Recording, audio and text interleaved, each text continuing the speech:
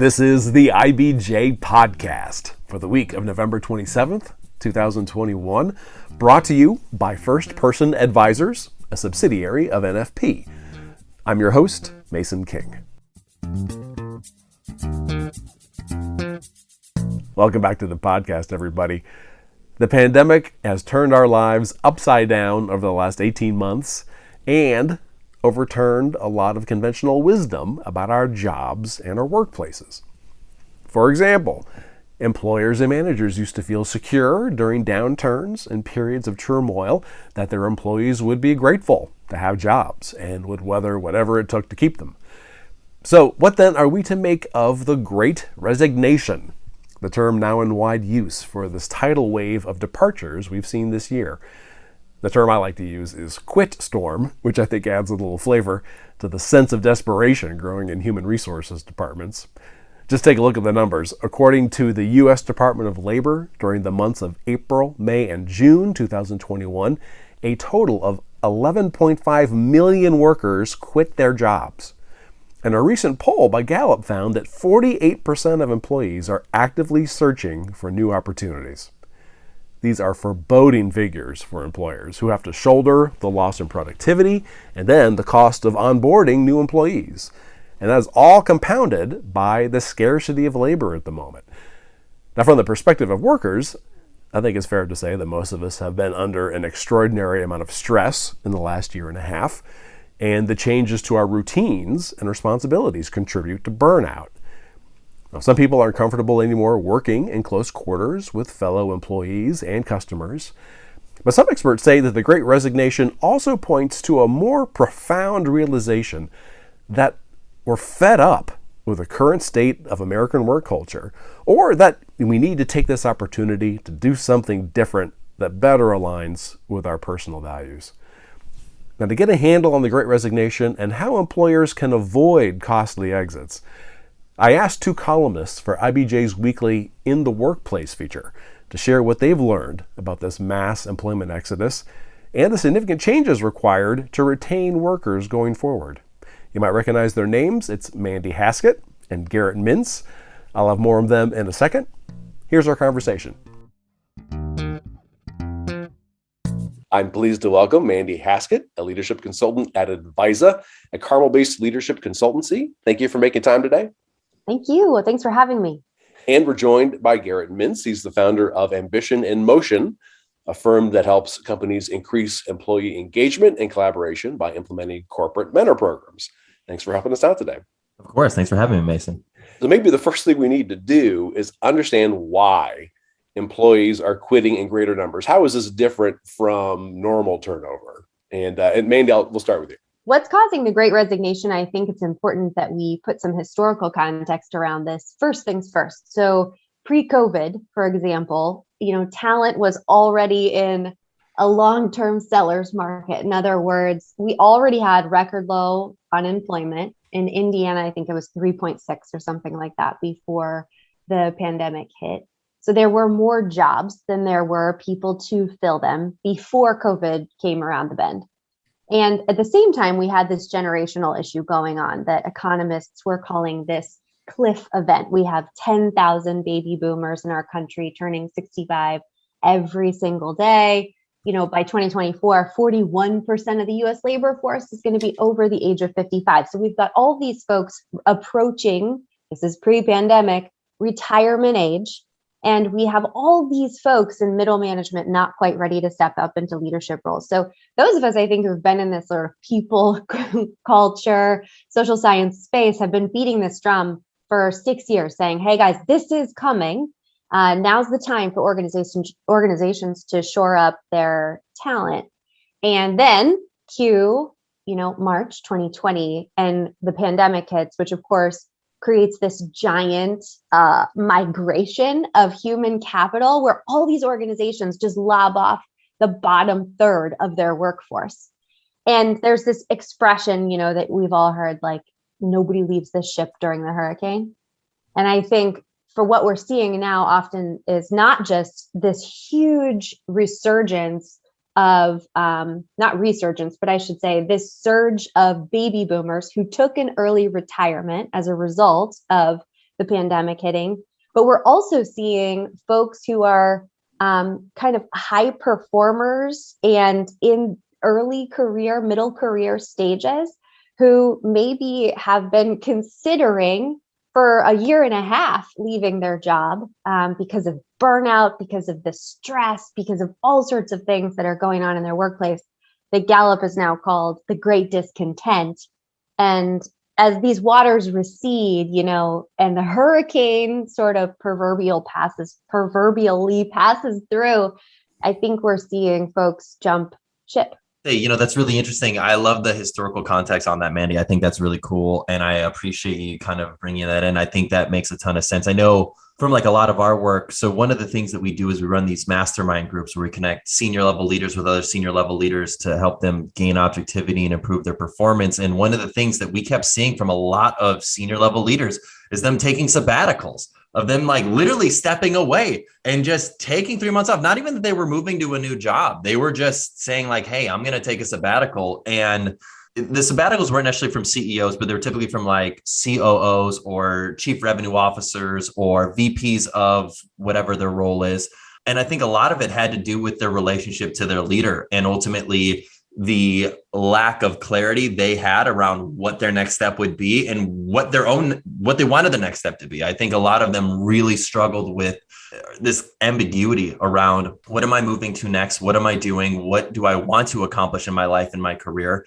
And I think the pandemic has caused people to really reevaluate those things. And even in senior level leadership roles, saying like, you know what? There's a lot of things that are stressful right now. I'm taking on a lot of work, a lot of hours because I'm in this senior role and I'm making obviously this certain salary and all these sort of things.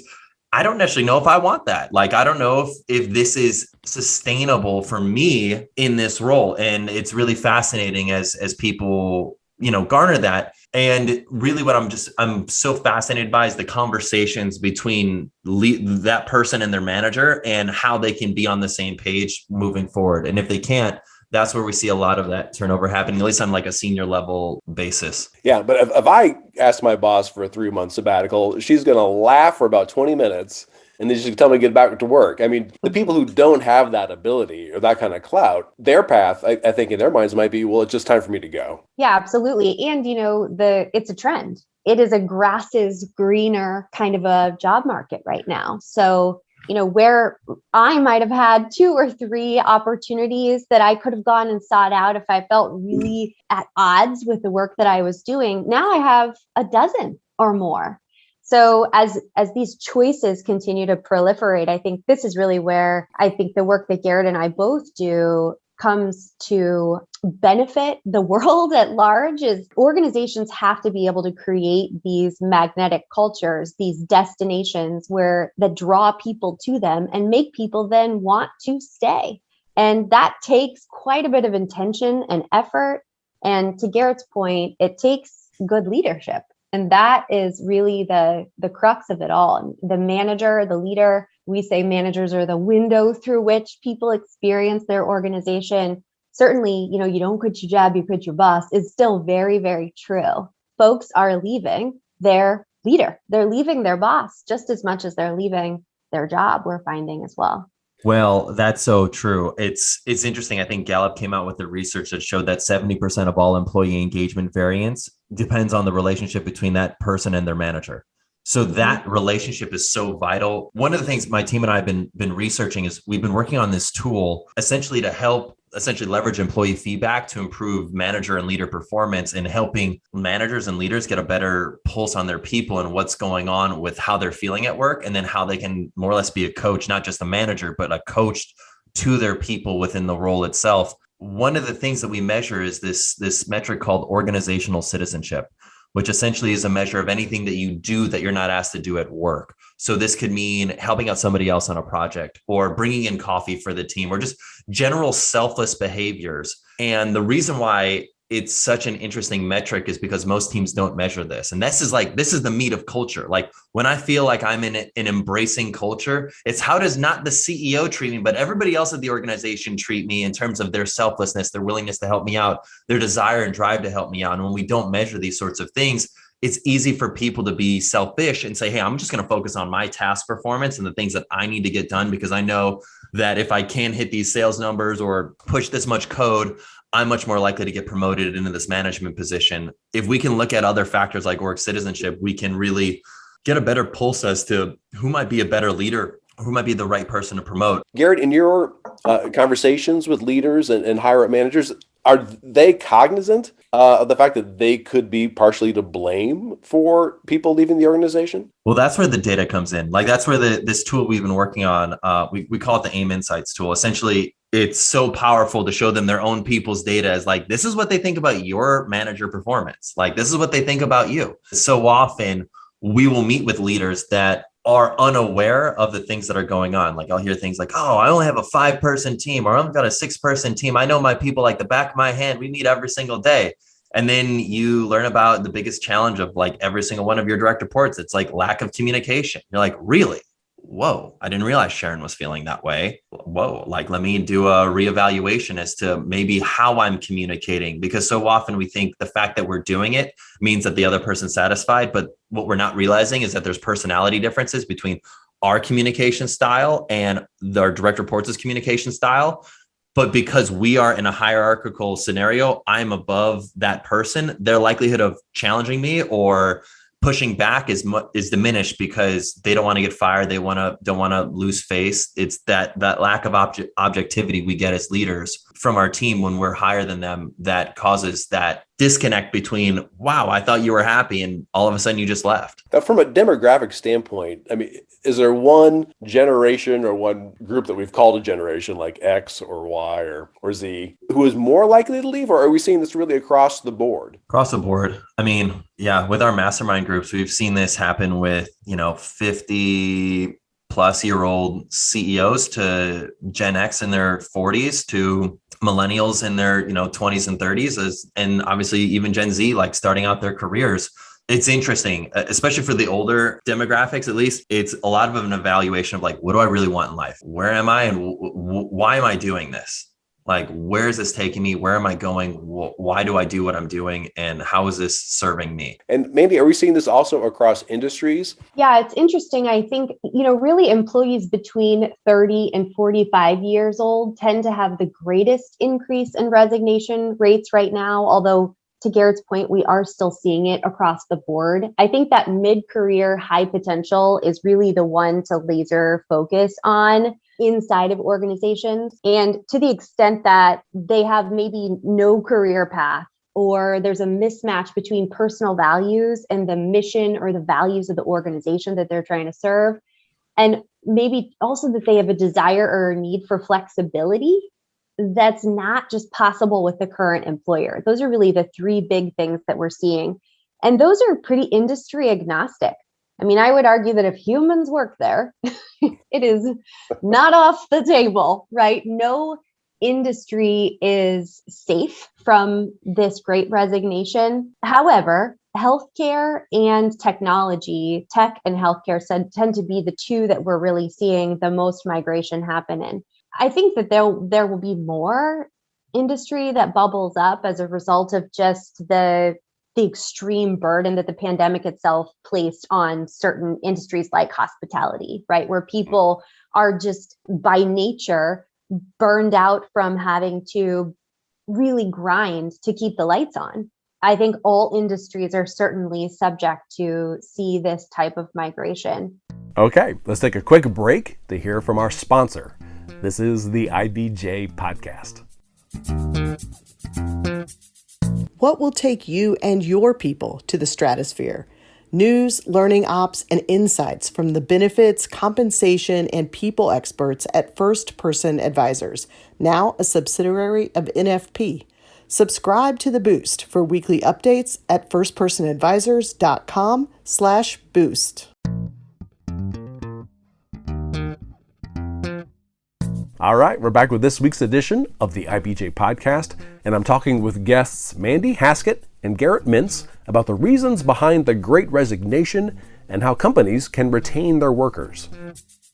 I want to make sure we, with our remaining time, we answer the $64,000 question of how employers can head off resignations, or even just one really important resignation. And I'm going to start very quickly by saying the one thing that I'm sure that you should not do. That is call an all hands on deck meeting for the company, say, hey, I get that the last 18 months have been really difficult, but we really appreciate all the work you're doing. And if you have any trouble, come see me.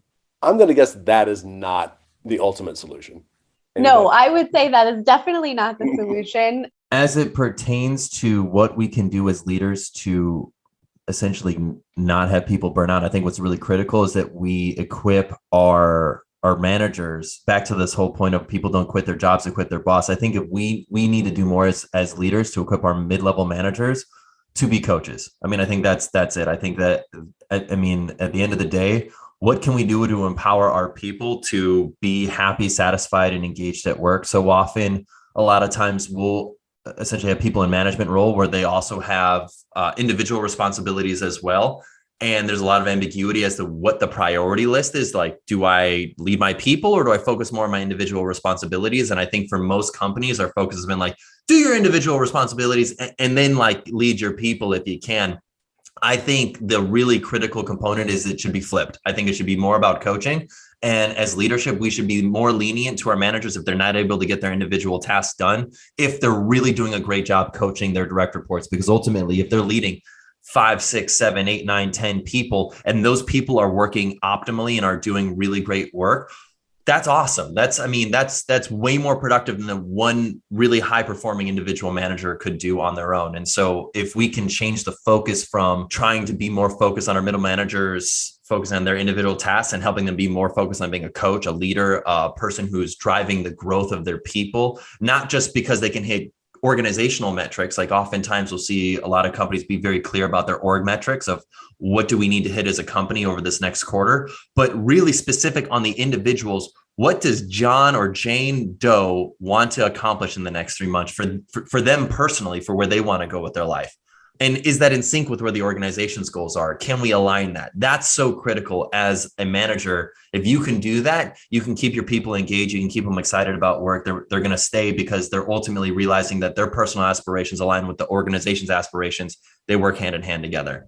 And at minimum, they should be talking about it. But this whole, annual performance reviews when we give each other feedback thing, that's out the window. That really shouldn't be in existence. And really, we should be chatting on a monthly basis, at least one-on-one, to know what's going on with you, me as being the manager to a direct report, versus delaying that or prolonging those types of intentional, challenging directly and caring personally conversations. I would just layer onto that. I think that line of sight to the organization is critical. I need to understand how me turning this wrench all day long gets the organization where they need to go. How do we meet our strategic aims with me just doing this job every single day?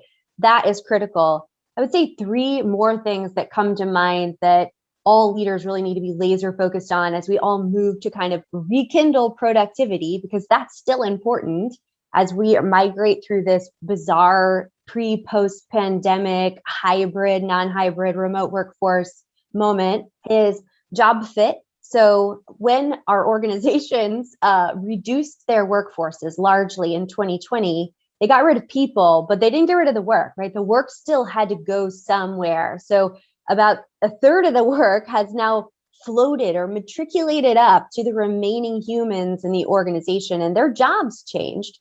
And at the end of the day, if I have to come into my job and I've got to pick up this big old anchor and who I am and I've got to move it, I got to turn myself inside out to do my work. I can do that. That's a choice, but it takes energy for me. It's going to make me tired over time. It's going to make me resentful over time. And it's also going to drive my engagement and therefore my productivity down. So reassessing, and this is where the data-driven piece comes in too. I think the data is so critical.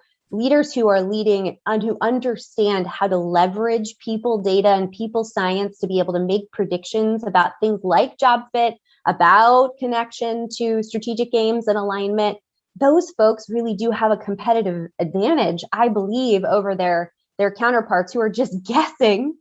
That job fit is critical. If you put me in a job that meets my inherent motivating needs as a human, I'm going to perform much, much better at a much higher level. And I'm, of course, going to be more engaged. Second is teams. with our remote and hybrid workforce, or move to that in 2020, a little bit of 2021, we're still in it. I think opportunities to collaborate have to be so much more intentional. Me sharing that I got a new car over the weekend and my kid's covered head to toe in poison ivy and yours is graduating from college, or whatever those kind of little throwaway comments are that we have together as a community to help us build trust and shared purpose as teams, don't typically rise to the level of importance in a Zoom meeting that is scheduled for 1 hour every other week. So leaders who understand that they need to be intentional about creating trust and shared purpose with their teams, giving their teams opportunities to collaborate as we migrate through this strange time, I believe those folks are also, we're seeing in our data, much more engaged, much more productive, and they're staying too inside of organizations. And the third thing that I'd say is just culture. And by culture, what I mean is values alignment. Is the organization clear on their values? And more specifically, are they clear on what the specific behaviors are they roll up to the values? If leaders are culture carriers, right, they're picking up this culture like a briefcase every day and they're carrying it around. They're living out these behaviors and they're doing it so that folks understand this is okay here and this is not. This is okay. This is rewarded here and celebrated and this is not. And that helps individuals have autonomy. It helps empower people to make decisions when they're on their own and reaffirm their alignment with the organization. Oh, yep, those still are my values. And I think that too is just a huge driver of retention that we're seeing. One of the things that I consistently hear, and I mean, something that we talk about in our work, is now that we've been working or had been working remotely for more than a year, everybody now has evidence that they can do their jobs remotely and everything, more or less is fine. And if management is pressing people to come back, that is going to push people away. I mean, I think it just depends on the company and the individual and the organization itself. It's kind of crazy. I had like my first in-person meeting in like a long time yesterday morning.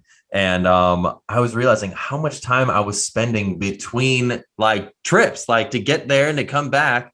Like that was not really the most effective use of my time. I mean, I don't know if I'm having conversation, if I'm doing, let's say, outbound sales conversations or conversations with clients to make sure they're doing okay, or having technical meetings. Like if I'm physically having to do them in person, it's a whole lot less efficient, especially if we're talking about commute time, than to do it remotely. However, we do know that every team is different. Every scenario is different. It's unique. I think what's probably most critical in all of this is that we're able to build connection between people. I think if we are going to work remotely, we've got to be able to have that connection there, whether that means obviously, I'll promote mentorship for sure, but even just cross connectivity between departments so then people know what they're doing, the struggles that they're going through, just because ultimately when we are remote, we lose empathy.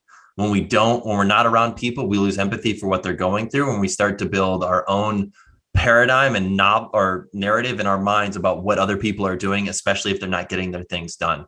And it's even evidence, like what, with that tool that I was mentioning before, we measure this thing called team productivity and task performance. And what we're seeing in a lot of the remote teams we're working with, they put themselves individually as high task performance, but low team productivity, meaning they think everybody else is slacking, but I'm kicking butt and taking names. That is a recipe for culture to fall apart, because ultimately that is the type of scenario that could ultimately lead to a culture unraveling and not doing so great. What do we do about employees who are burnout, who feel burnout? I mean, that's a difficult thing to alleviate. I mean, are they too far gone at that point, or are there ways to bring them back? I think it just determines what drives them. So in our mentorship research, we found that some people are job oriented, some people are career oriented, and some people are calling oriented. And it's a spectrum. It changes throughout your life.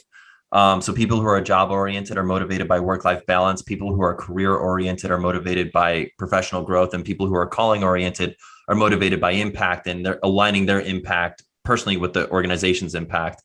And it changes. It's constantly fluid, and it's a spectrum. But what we learned was when two people's work orientations are aligned at any given moment in time, they're substantially more likely to get along with each other in a mentor relationship.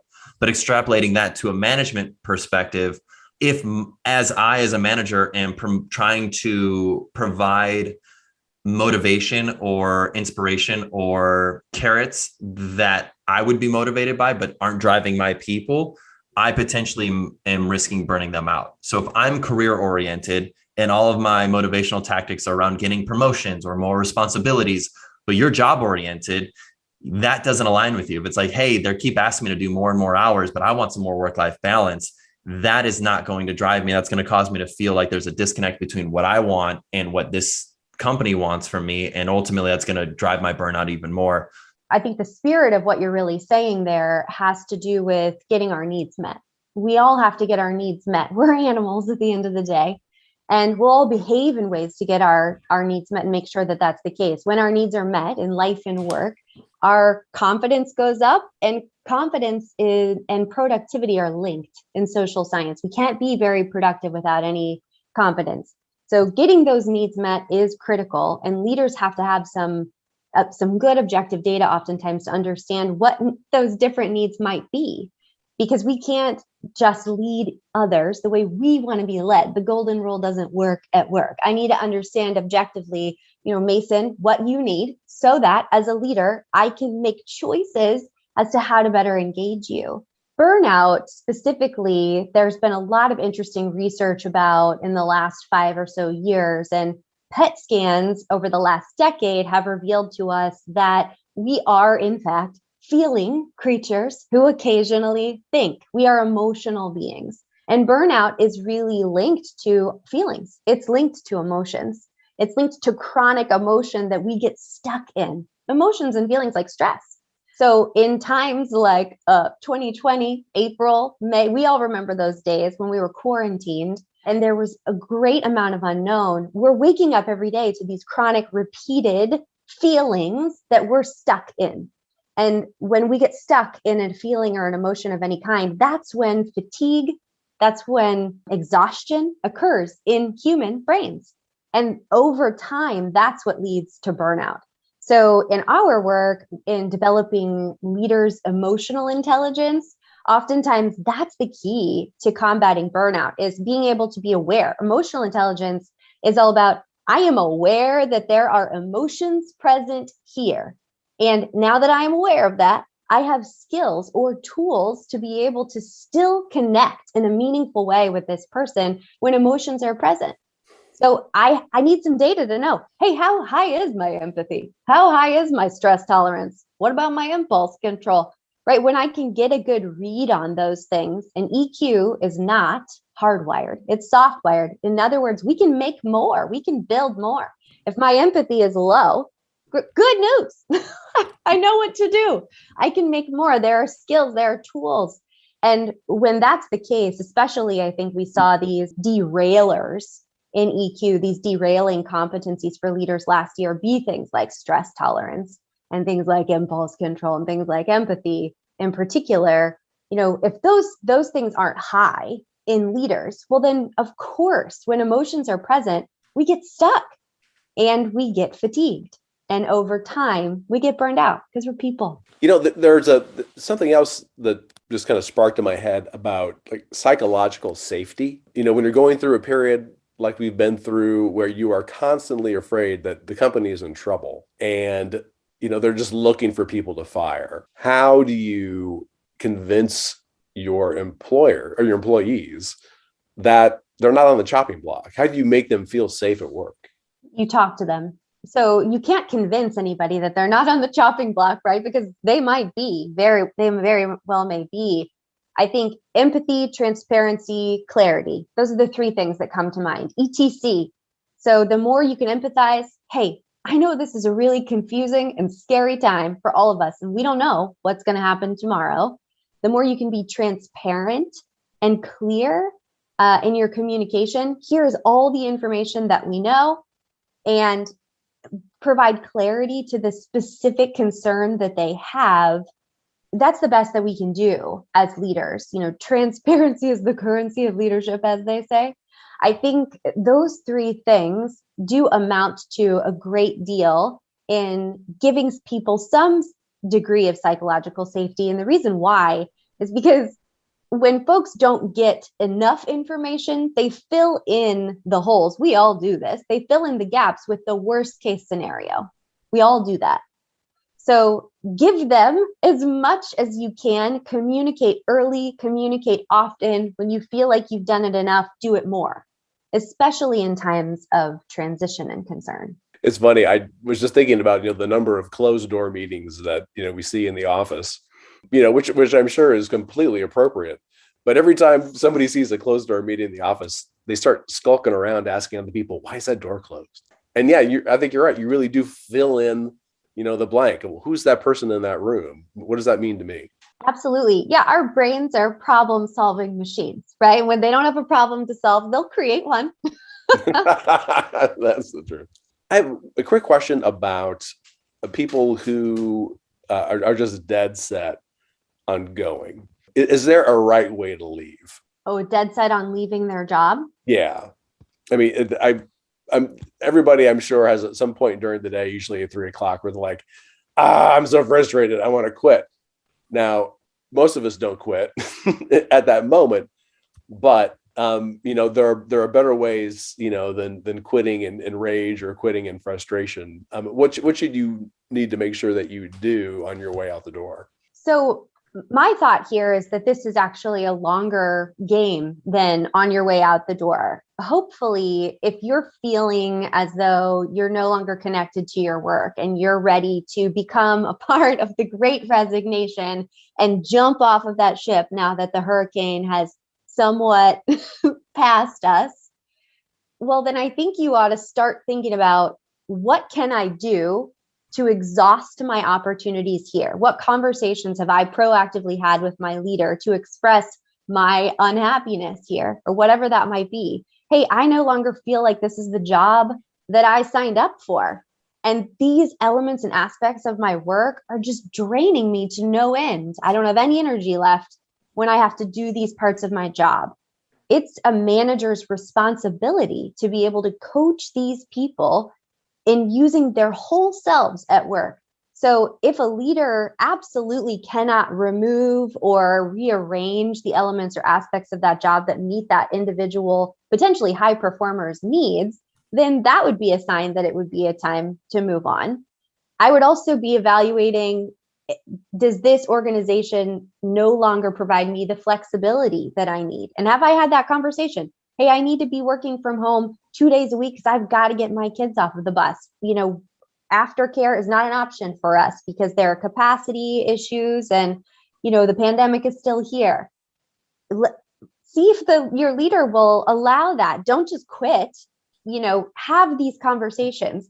I think the third part is a mixed match between potentially values that have evolved. And Garrett mentioned this earlier. In more senior leaders, we're seeing more esoteric ideas about legacy evolve. What am I doing here? What is my purpose? I never wanted to be a CFO in the first place, and I'm 62 and I got to figure out a new pathway.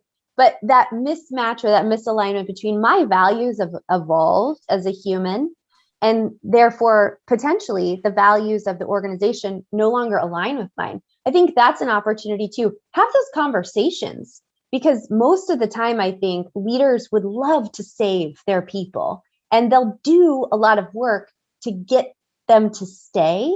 And they might just be lacking the good data that more progressive organizations proactively gather to head off those conversations. Instead, they have to have them reactively. But it's better to at least begin there, I believe, before you rip off the Band-Aid and leave in a huff. Yeah, I love that point, Mandy. I think that's really interesting. I think a lot of times we assume that our leader knows the challenges that are going on, or is also conscientiously aware of what the standards are across other orgs and industries. And oftentimes, a lot of times leaders are just oblivious. I mean, the reason why these mastermind groups exist is because a lot of times leaders recognize like there's things that are going on that I'm realizing I need to probably know more about. And it's helpful to connect with other leaders who might be going through something similar and just be able to relate and chat about that. Well, hey, this has been fantastic. I already feel like I need to listen to this again and figure out but what I need to do as a manager and as an employee. Thank you so much for sharing your time and your wisdom with us. Thanks for having me. Thank you so much. My thanks again to Mandy Haskett and Garrett Mintz. You can find their columns on workplace issues at IBJ.com. And Mandy's latest on the new emphasis on people strategy in corporate America is in the current issue of the IBJ. And speaking of the current issue, there are a few other stories I want to bring to your attention. First up, Jim Irsay wants to share his massive collection of rare pop culture memorabilia with the world. Vicky Shuey reports that the Colts owner has been having early conversations with Indianapolis and other cities about creating a museum to do just that. Also in this week's issue, Susan Orr reveals that an Indianapolis-based investment brokerage has been ordered to pay more than $530,000 in fines and restitution as part of a settlement agreement over alleged rule violations. And Kirk Christian details a plan from Bedrock Builders for a $142 million, 274-acre, master-planned, multi-use development smack in the middle of Noblesville's corporate campus. Again, you can find these stories in the latest edition of IBJ or online at IBJ.com. I will say, as I do, it's quite a bit easier to access all of the latest local news about business and politics and all of IBJ's data on Central Indiana's business community and economy if you're a subscriber. It works out to about $2 per week for actionable information you're not going to find anywhere else. Just go to IBJ.com and click on the subscribe button. Thanks again for making time this week for the IBJ Podcast, which is edited by Leslie Weidenbetter. I'm Mason King. Hang in there, everybody. We'll be back again next week.